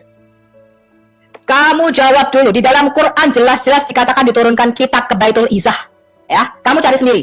Ya, Oke. kalau kamu menolak sirat Rasulullah Ibn Hisham, kamu katakan semua pemirsa bersama, saya tidak menerima sirat Rasulullah dari Ibn Hisham. Katakan sekarang. Ini saya ya. Saya punya ini, kalau ibu ngomong itu harus ada datanya. Ini ada sirah nabawiyah nih. Saya sudah tunjukkan datanya Ibn Hisham. Kamu mau menyangkal data itu atau tidak? Kalau kamu nyangkal, kamu bilang saya tidak terima data itu. Selesai. Ya, saya tidak terima data itu. Coba Anda lampirkan datanya. Oke, berarti kamu sirat Rasulullah Ibn Hisham kamu tidak menerimanya. That's it, selesai. Ya? Sebentar dulu, Ibu. Sebentar dulu. Kalau Ibu menukil sebuah literasi, sebuah referensi, ya, harus dinukil juga. Itu literasi, referensi dari mana? Karena sumber hukum Islam, riwayat Islam itu. Sirat Rasulullah Ibn Hisham. Kamu tahu nggak tulisan sirat Rasulullah Ibn Hisham? Apa itu? Tadi Ibu ngomong apa? Apa itu? Kamu cari aja sendiri, Nandar. Tadi Ibu ngomong apa? Saya sudah memberikan literasinya, ya, sirat Rasulullah Ibn Hisham. Apa itu tadi? Apa tadi? Apa tadi apa? Lu jawab aja. Berarti kan kamu tidak setuju dengan apa yang ditulis Ibn Hisham, ya kan? Penulis biografi Muhammad. Ya, apa itu? Penulis biografi Muhammad ya mengatakan bahwa nabimu diberikan kitab. Kamu mengatakan tidak? Di mana? Ya. Di mana? Sekarang terserah pemirsa, ya, apakah Ibn Hisham ataukah mulutmu yang bisa dipercaya? Begini, jangan Anda membuat standar ganda ya. Gini, saya jawab saudara. Kalau kita berbicara tentang sirah nabawiyah, tadi Ibu bacanya sirat. Nah, ini murtadin odong-odong ini kadang karena bukan Islam, maksudnya nggak ada ya. Sirat nabawiyah nggak ada, Ibu. Masdarnya apa itu sirat? Oke. Mau sirah, yang penting data yang saya berikan benar. Ya, jadi saya harap Muslim semua jangan bodoh. Anda baca bukunya Ibn Hisham, itu biografi pertama Muhammad, ya. Ibu Sofiatul bisa saya peringati. Ya, jadi jelas di sini Yonatan Nandar menolak sirat Rasulullah karya Ibn Hisham, ya. Ibu Sofiatul dan Anda santai dulu. Ibu Sofiatul. Ibu kan berdialog berdua dengan Anda. Tadi kan Ibu bicara Muslim jangan bodoh. Maksud saya gini, Bu, saya mengingatkan ya, jangan sampai narasi Ibu ini menjadi hal yang kurang baik gitu loh. Ini jadikan diskusi ini mengedukasi baik internal Kristen dan juga internal Muslim gitu loh, Bu. Ya. Jadi kita diskusi santai aja, santun, tahan emosi, yang objektif, sabar, tenang gitu loh. Implementasikan ajaran kasih. Jadi santai aja. Saya objektif dalam hal ini, bukan. Ya, udah ya, berarti kamu tidak setuju dengan apa yang ditulis oleh Ibn Hisham di dalam biografi nabimu. Ya, tadi saya sudah menunjukkan datanya, Anda bisa cari sendiri. Sebentar. Oke, next sekarang. Aku belum nanggap, udah next. Gini loh, Bu, saya ajari. Kamu mengatakan nabimu tidak diberikan kitab kok. Ibn Hisham mengatakan nabimu diberikan kitab. Mana yang harus aku percaya? Saya belum ngomong apa-apa, Anda nyerocos terus. Gimana audien bisa menerima? Ya jelas audiens mengatakan kamu bodoh. Ibn Hisham sama kamu kok dipercaya kamu. Lah, Ibu kode H5612 aja nggak menjelaskan. Nggak usah ngomong kode-kode, nanti kita bicara manuskrip. Kamu tanggapi dulu, kamu tadi mengatakan kitab itu bukan kitab. Sebentar, Nandar.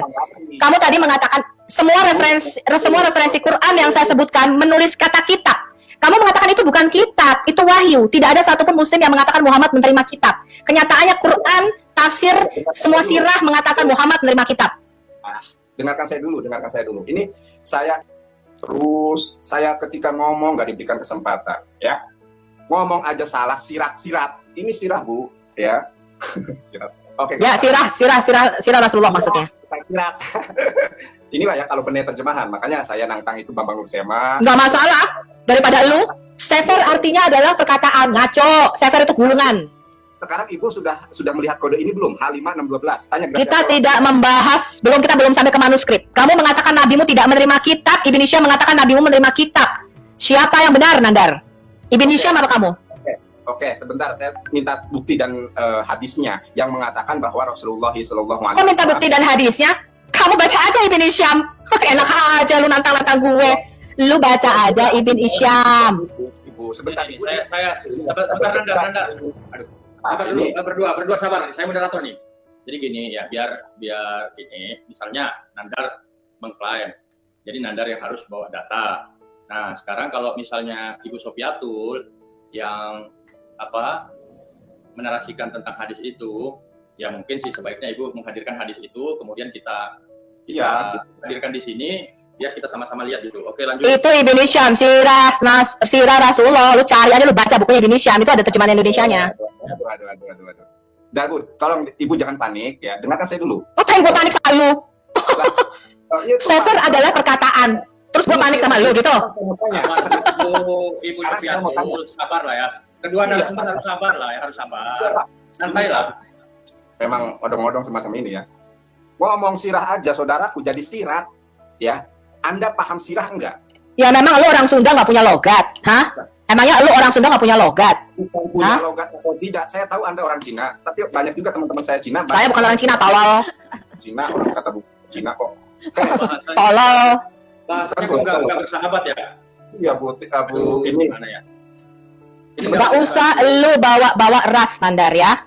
Bukan ras, emang saya tadi kan ibu ngomong duluan kan, saya orang Sunda, masa orang Sunda tidak punya logat? Karena ibu. Sekarang aku tanya ya, kamu ngomong aku salah mengatakan sirat dan sirah. Sekarang Quran diturunkan dalam 7 ahruf. Itu 7 apa aku tanya? Lah, sebentar, saya jangan lari ke situ dulu. Jangan lari. Loh, saya tanya dong, kamu mengatakan itu 7 ahruf. Hah? Ibu, 7 ahruf, 7 ahruf apa? Sebentar, Ibu, tolong dengarkan saya. Ketika Ibu mengatakan bahwa sirah nabawiyah, tahu sirah nabawiyah saja nggak tahu. Lu nggak usah ke sana. Ya, Ibn Hisham mengatakan nabimu diberi kitab. Kamu mengatakan nabimu tidak diberikan kitab. Berarti kamu sudah menyangkali tulisan daripada Ibn Hisham. Buktikan hadisnya, dilampirkan di sini kan sekarang tadi. Kok buktikan hadisnya? Lu baca aja bukunya Ibn Hisham, sudah gua kasih itu literaturnya. Sembarangan lu. Makanya saya tadi mengcompare dengan kode H52, ya. Apa sih lu compare? Itu kita belum bicara manuskrip, kita belum bicara varian manuskrip. Aku baru menegaskan pernyataanmu bahwa kata kitab yang tadi sekian banyak referensinya aku tunjukkan di dalam Quran, kamu mengatakan itu bukan kitab. Itu loh yang harus kamu konfirmasi. Ibu tadi mengatakan bahwa Nabi Muhammad SAW menurut kisah dari Ibnu Hisham, sirat katanya ibu, padahal bukan sirat ya. Sirah ya. Lu gak usah ngomong sirah-sirah. Ibnu Hisham mengatakan Nabi dikasih kitab, itu loh masalahnya. Ngeles aja lu. Kalau memang nggak bisa baca Arab, ngomong aja ke saya, nanti saya ajarin ya. Sirah bukan sirat. Sekarang saya mau tanya, sirah itu apa? Dan ketika Anda mengatakan di dalam Ibnu Hisham, Nabi Muhammad SAW menerima buku, mana nasnya? Gitu. Karena itu kan ini saya... Lu tanya sendiri sama Ibnu Hisham, gue kan mengutip apa yang ada di kitabnya dia. Kok lu tanya sama gue sembarangan lu? Ketika saya mengatakan bahwa Yesus itu adalah makhluk, ini ada dari Ibu Rita Wahyu, Sefer Eksegesis Pesat Kitab Kejadian, Sefer Beresit, ada halaman 174. Ya, kemudian ketika Yesus itu ciptaan ada Injil sebentar dalam Injil Yakobus, dalam Injil Filipus, kemudian tadi bahwa Alkitab itu palsu. Injil Yakobus, Injil Filipus, memangnya Injil itu kita pakai? Hah? Itu nanti kita belum bicara Injil palsu. Sekarang kita mau bahas yang palsu dulu, yaitu Quran. Kita mau bahas kitab palsu dulu. Ngomongnya gini. Enggak, sekarang gua mau bahas kitab palsu dulu. Ibu, gini Bu, kalau saya mengatakan bahwa Yesus itu adalah makhluk, saya bisa membuka kitabnya. Sekarang ketika Ibu berbicara tentang sirah nabawiyah, lu ngambil dari kitab palsu, ya. Ibn Hisham itu bukan kitab palsu. Nah, bentar. Kalau Ibu berbicara tentang sirah, ini saya ada bukunya, kitab sirah nabawiyah. Lah Ibu berbicara tentang nabawiyah di dalam karya Ibnu Hisham, Ibu nggak melampirkan datanya. Bagaimana kita percaya? Data saya sudah cukup jelas, Nandar. Ibn Hisham menyatakan nabimu menerima kitab. Mana bukunya? Paling nggak memangnya gue harus buka kitab? Gue kan nggak buka kamera seperti lu. Ini bukan debat, Bu. Ini bukan debat akademis, bukan debat ilmiah. Kalau saya berbicara bahwa Yesus makhluk, saya bisa bahasa Ibrani. Ini ada kitabnya, Mizmor, ya kan? Sefer Yohanan, Ferek Ehad, Misfar Ehad. Kayak lu. Lu pikir gue gak punya bukunya Rita Wahyu? Hah? Lu pikir gue gak punya bukunya Rita Wahyu? Udah, berarti lu tidak setuju dengan tulisannya Ibn Hisham, dan kamu tidak setuju dengan Quranmu ya. Ketika tadi Quranmu, enggak. Tadi ketika aku mengutip semua dari Quranmu bahwa nabi-nabi dan rasul diberikan kitab, kamu menyangkal ya? Ya, kamu menyangkal bahwa kitab itu bukan kitab. Atau tidak, yang saya minta adalah bukti. Ketika saya mengatakan Yesus itu adalah jelas Quranmu tadi mengatakan kitab yang diturunkan. Lu jangan nyambung ke Yesus. Kita nggak bahas Yesus ciptaan apa Allah dulu nih. Kita lagi bahas Quran sama Alkitab. Jadi jelas ya bahwa ketika Quran mengatakan kitab, kamu bilang itu bukan kitab, ya? Membahas tentang kitab, Bu. Makanya Ibu kalau blow on belajar ke saya. Mana? Yang blow on tuh lu. Quran mengatakan kitab, kamu mengatakan bukan kitab, ya? Itu yang blow on lu. Itu Nandar dan diskusi dengan baik. Sebentar. Minum air. Nandar dan Ibu Sofiatul bahasanya dijaga, blow on, tolol, ini nggak enak didengarnya, ya. Gitu loh. Jadi dijaga ya bahasanya. Silakan boleh panas, hati tetap dingin, Bu ya. Jadi di sini ya, oke. Jadi saya tetap mengikuti apa yang Quran katakan. Ya, bahwa nabi-nabi dan rasul diberikan kitab. Ya, Bu. Ya. Makanya datanya. Aku tunjukkan datanya. Tadi bukannya sudah segitu banyak aku tunjukin sama kamu ayat-ayatnya. Yonatan dan Ibu Sofiatul. Saya minta bukti. Tahan dulu. Anda tidak melampirkan. Kenapa? Apanya nggak bisa dilampirkan? Tadi segitu banyak ayat Quran sudah aku kutip, semua mengatakan kitab.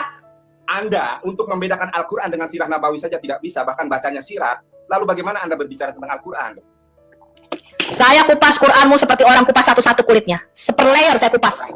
Bang Risto, coba buka surat Al-Quran. Coba buka, suruh dia baca. Bisa apa enggak? Coba dibaca dulu. Kalau saya bahasa Ibrani bisa. Coba aja Anda tunjukkan ke saya.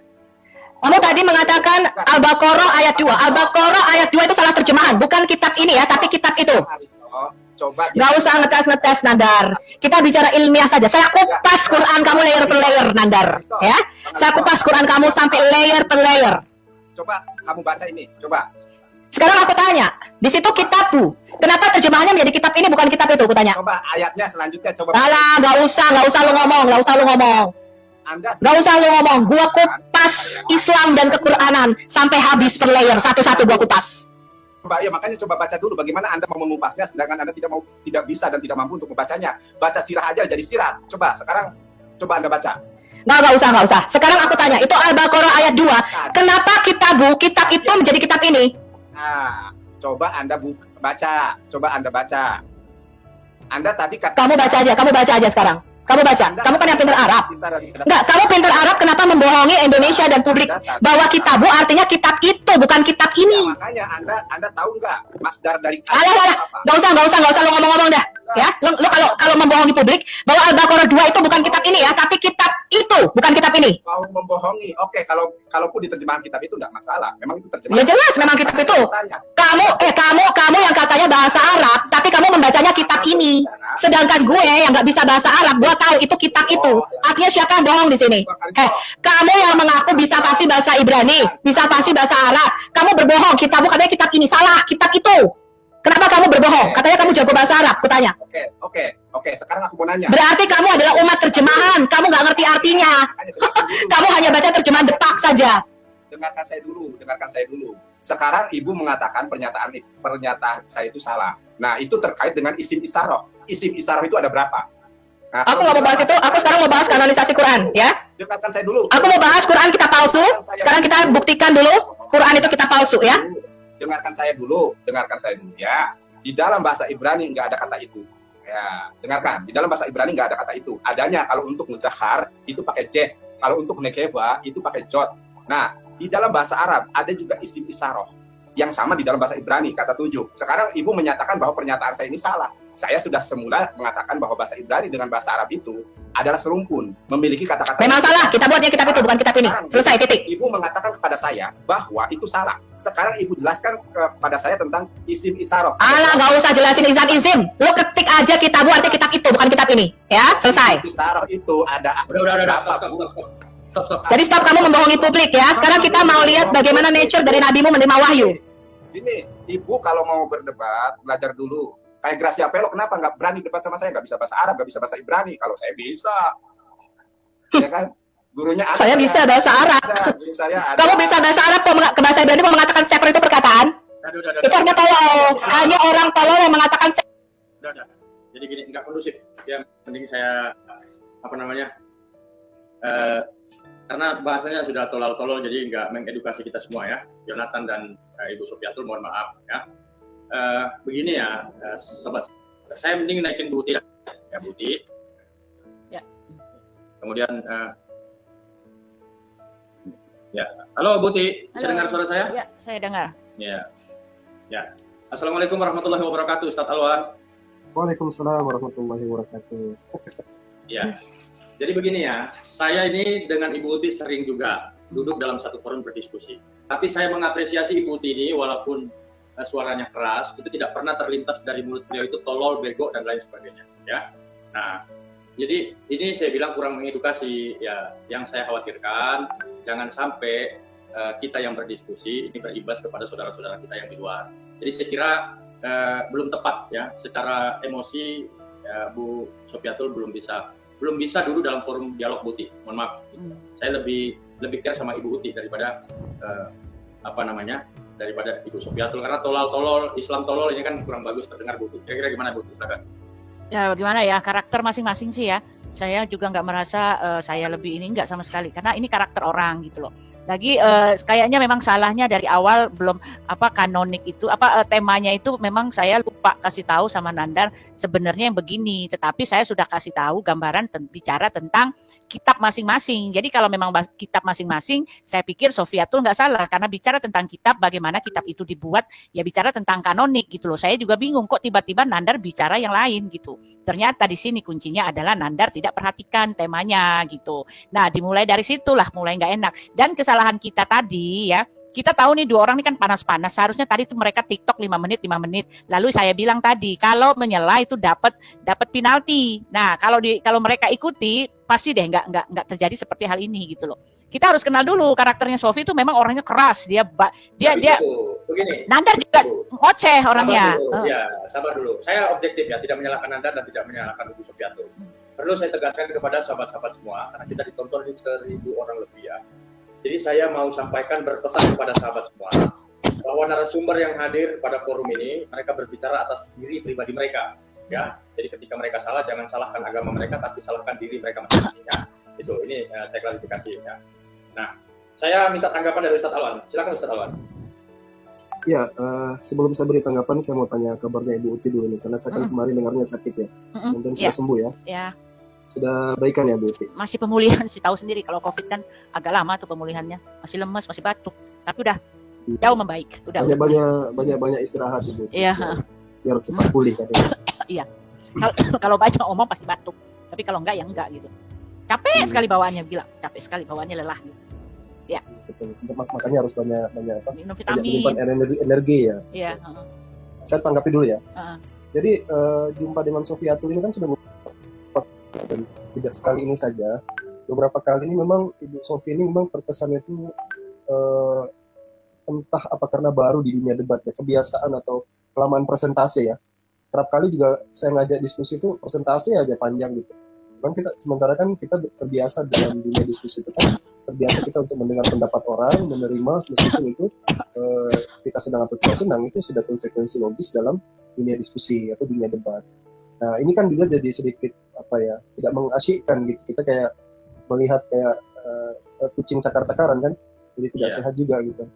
Tidak sehat juga. Nah, kalau saya sih sebenarnya topiknya bagus, cuma agak sedikit lompat-lompat ya. Misalnya tadi kalau yang diangkat itu tentang kitab misalnya kan, Ustaz Nandar sudah menerangkan makna kitab itu apa. Misalnya kitab itu tidak bermakna sesuatu al-maktubu alaihi yang semua ditulis ya. Penjelasan Al-Quran itu dengan berbagai ayat kan menerangkan kitab itu kan banyak artinya. Salah satu arti wahyu itu, makanya Al-Quran katakan wahyu tadi kan. Kemudian si Ibu Sofi dengan jelas mengatakan bahwasanya Ibnu Hisham mengatakan ada riwayat dalam sirah Nabawiyah. Nah, Ustaz Nandar itu kan ingin saya minta. Sahabat yang terkasih, kita bersama-sama telah menyaksikan keberlangsungan diskusi atau debat antara para apologet Kristen bersama dengan Ustadz Suma, dan kita sendiri bisa memberikan penilaian terhadap data-data atau argumentasi yang mereka bawakan di hari ini, apakah semuanya itu sudah sesuai dengan kebenaran atau bisa dibuktikan kebenarannya atau tidak, seperti itu. Dan lagi-lagi ketika ada Ustadz Suma dan kawan-kawan di dalam ruang diskusi, pasti diskusi tersebut akan menjadi heboh dan juga rusuh, sama seperti kita lagi berbelanja di pasar. Karena apa? Karena jikalau Ustadz Suma bersama kawan-kawan sudah merasa terpojok, kesulitan menjawab pertanyaan, bahkan setiap data-data yang mereka bawakan bisa dipatahkan kebenarannya, mereka akan membesar-besarkan suara, bahkan terkadang mereka juga menyerang pribadi dan juga melakukan penghujatan seperti itu. Apalagi kalau kita mendengarkan beberapa statement dan juga Ustadz Suma juga mengklaim dirinya bahwa dia merupakan seorang yang ahli Alkitab. Dalam artian dia mengerti keseluruhan Alkitab dari Kejadian hingga pada kitab Wahyu. Padahal kalau kita melihat ketika Ustadz Suma membawakan satu ayat Alkitab dan dia paparkan, dia jadikan hal itu untuk menyerang iman kekristenan, bahwa apa yang dia bawakan itu semuanya itu tidak sesuai dengan fakta dan kebenaran yang tertulis di dalam ayat tersebut. Karena apa? Karena Ustadz Suma menafsirkan ayat Alkitab itu dengan sesuka hatinya. menggunakan literatur yang tidak dipercaya oleh orang Kristen, atau biasanya dia mengambil di beberapa Injil di luar keempat Injil, yaitu Injil Matius, Markus, Lukas, dan Yohanes, seperti itu. Padahal kita ketahui bersama bahwa di luar keempat Injil ini, Injil yang lain itu merupakan Injil palsu bagi kekristenan, seperti itu, dan kita tidak percaya dan tidak menggunakan Injil itu untuk mentafsirkan ayat-ayat Alkitab seperti itu. Akan tetapi hal inilah yang kerap kali digunakan oleh para polemikus seperti Ustadz Suma, Yonatan Nandar, Kainama, dan juga para mualaf-mualaf lainnya seperti itu. Padahal mereka terlalu memaksakan hal itu. Padahal mereka tahu itu tidak sesuai dengan apa yang diyakini dan diimani oleh orang Kristen. Akan tetapi mereka tetap memaksakan akan hal itu. Sebenarnya yang perlu dipahami oleh para polemikus atau Ustadz Suma yang kerap kali membahas atau mengambil ayat-ayat di luar keempat Injil ini, seperti Injil Barnabas, Injil Filipus, dan Injil-Injil yang lain di luar Injil Matius, Markus, Lukas, dan Yohanes, mereka harus memahami ada beberapa pernyataan dari Paulus yang dia tuliskan di dalam Alkitab atau di dalam tulisannya, di mana dalam kitab Galatia Paulus sudah memperingatkan orang-orang yang baru bertobat yang sebenarnya bukan Injil. Hanya ada orang-orang yang mengacaukan kamu dan yang bermaksud untuk memutarbalikan Injil Kristus. Tetapi sekalipun kami atau seorang malaikat dari surga yang memberitakan kepada kamu suatu Injil yang berbeda dengan Injil yang telah kami beritakan kepadamu, terkutuklah dia. Seperti yang telah kami katakan dahulu, sekarang kukatakan sekali lagi, jikalau ada orang yang memberitakan kepadamu suatu Injil yang berbeda dengan apa yang telah kamu terima, terkutuklah dia. Kita bisa membukanya dalam Galatia 1 ayat 7 sampai ke 9. Mengapa demikian? Karena Injil yang dimaksudkan oleh Rasul Paulus ini yaitu berbicara tentang pribadi Yesus Kristus sendiri dan karya yang dilakukan oleh Yesus Kristus itu sendiri, dari kelahirannya, bagaimana pelayanannya, mujizat-mujizat yang dilakukan oleh Yesus Kristus, bagaimana ketika ia diserahkan, dia disiksa, disalibkan, mati, dan dibangkitkan pada hari ketiga, melayani bersama dengan para murid sampai dia naik ke surga, dan dia berjanji akan datang kembali untuk mengangkat semua kita yang hidupnya berkenan di hadapan dan yang percaya dan taat kepada Dia, seperti itu. Hal inilah yang seharusnya dipahami oleh para polemikus dan juga Ustadz Suma dan kawan-kawan yang kerap kali menggunakan Injil di luar keempat Injil, yaitu kata-kata yang mengunggah ini seharusnya meyakinkan setiap orang Kristen yang berpikir jernih bahwa sangat mungkin bagi iblis, para malaikatnya, dan agen-agennya untuk menyelewengkan Injil Kristus, sehingga mereka yang mengira bahwa mereka mempercayai kabar baik sebenarnya sedang ditipu oleh iblis. Hal ini harus diperhatikan. Yang mengerikan, hal ini benar-benar terjadi pada para petobat Paulus sendiri di Galatia, dan mereka berada dalam bahaya terkutuk. Kita harus berhati-hati agar hal ini tidak terjadi kepada kita, karena kita tahu bersama bahwa Injil palsu saya cukup baik untuk diselamatkan. Sayangnya jutaan orang yang mengaku Kristen telah menerima pemutarbalikan kabar baik ini. Mengapa demikian? Karena kalau kita melihat banyak orang Kristen yang pada akhirnya menjadi seorang mualaf karena mereka menerima Injil di luar keempat Injil. Injil Matius, Markus, Lukas, dan Yohanes. Mereka mendapatkan pengajaran-pengajaran yang tidak sesuai dengan apa yang diajarkan oleh Yesus Kristus, seperti itu, sehingga pada akhirnya mereka bimbang, mereka ragu, sehingga pada akhirnya mereka berpindah keyakinan. Dan hal inilah yang sangat disayangkan. Supaya mari kita bersama-sama berdoa supaya kita para apologet Kristen yang supaya kita terus dipakai Tuhan secara luar biasa untuk terus memberitakan kabar baik, kabar sukacita, kebenaran kepada setiap orang yang selalu saja berusaha mengusik-musik iman kekristenan, supaya mereka boleh memiliki pemahaman yang benar dan baik tentang karya keselamatan yang telah disediakan oleh Allah melalui Yesus Kristus. Oke teman-teman, untuk itu saya mau mengajak kita semua untuk mengambil waktu untuk berdoa supaya kita semua para apologet Kristen dimanapun mereka berada, dan juga bagi para pendengar Injil, mereka boleh digerakkan hati dan mereka bisa melihat kebenaran yang sesungguhnya. Mari kita bersatu dalam doa. Kami bersyukur kepadamu ya Tuhan, Allah kami yang hidup, yang kami sembah di dalam nama Tuhan Yesus. Kami bersyukur dan berterima kasih buat kebaikan-Mu, buat rahmat dan kasih karunia-Mu yang begitu besar yang Kau berikan kepada kami, sehingga sampai saat ini kami boleh ada sebagaimana kami ada. Sesungguhnya itu karena kasih karunia Tuhan, semua karena anugerah-Mu yang begitu besar yang Engkau terus limpahkan dalam kehidupan kami ya Tuhan. Kami mohon ampun atas setiap kesalahan dan dosa yang kami lakukan tidak berkenan di hadapan-Mu, baik dalam perkataan kami, perbuatan, tingkah laku, hati dan pemikiran kami, supaya kami boleh hidup layak dan berkenan di hadapan-Mu ya Tuhan. Kami mau berdoa ya Tuhan untuk semua teman-teman para apologet Kristen dan juga hamba-hamba Tuhan, anak-anak Tuhan yang terus menggunakan media sosial untuk melayani, menjangkau banyak orang yang selama ini dibutahkan, bahkan tidak mengerti akan kebenaran, bahkan terus mengusik-musik iman kekristenan, supaya mereka terus dipakai Tuhan secara luar biasa dengan hikmat Tuhan, supaya mereka boleh memberitakan kabar baik, kabar sukacita, bukan setiap kebenaran yang selalu saja disalahgunakan, bahkan tidak dipahami oleh orang-orang di luar kekristenan ya Tuhan. Kami berdoa biarlah anugerah Tuhan, pertolongan Tuhan, hikmat dari Tuhan terus menyertai mereka semua. Dan bahkan mereka yang mendengarkan diskusi atau debat ini, mereka boleh dibukakan, dicerahkan, dan mereka boleh melihat kebenaran dan keselamatan yang sejati yang disediakan oleh Allah melalui Yesus Kristus. Dan ketika kita percaya kepada Yesus Kristus, kita memiliki kehidupan yang kekal, hidup bersama-sama dengan Bapa di surga. Terima kasih Tuhan Yesus, ini doa kami, ini harapan kami, yang kami naikkan hanya di dalam satu nama, yaitu Yesus Kristus Tuhan dan Raja kami. Haleluya, amin. Oke teman-teman, sekian video saya di hari ini. Sampai berjumpa di video saya selanjutnya. Tuhan Yesus memberkati kita semua.